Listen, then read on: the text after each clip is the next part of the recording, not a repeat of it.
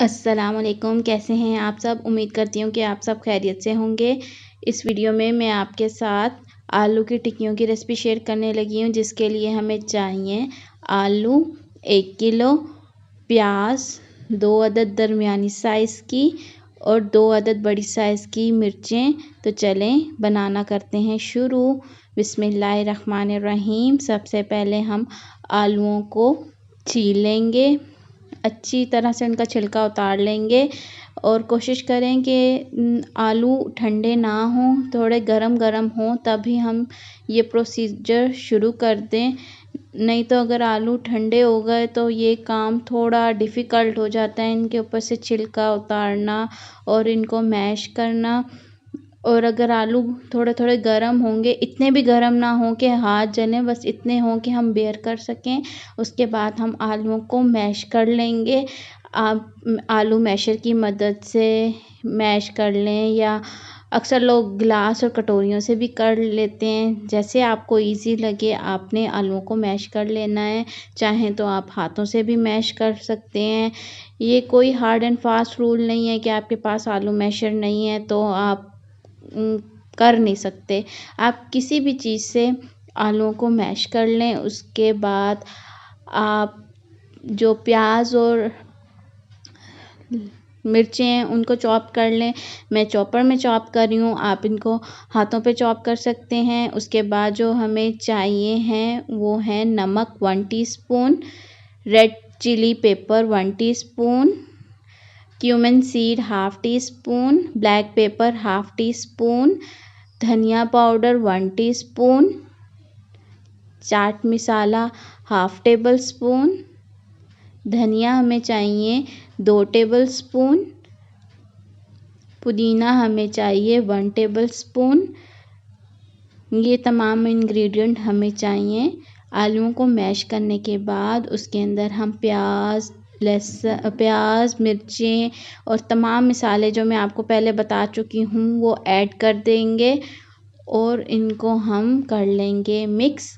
और अच्छे से मिक्स करेंगे कि कोई मसाला अलहदा ना हो या उसकी गुठलियाँ ना रह जाएं। अच्छी तरह हमने कर लेना है मसाले को हाथों से मिक्स। और जब ये मसाला मिक्स हो जाएगा तब हम इसको टेस्ट कर सकते हैं। आपको नमक, मिर्च या कुछ भी कम लगे तो आप इसमें इस स्टेज में टिक्कियाँ बनाने से पहले ऐड कर सकते हैं। जब हम मसाला अच्छे से मिक्स कर लेंगे उसके बाद हम बना लेंगे इसकी टिक्कियाँ।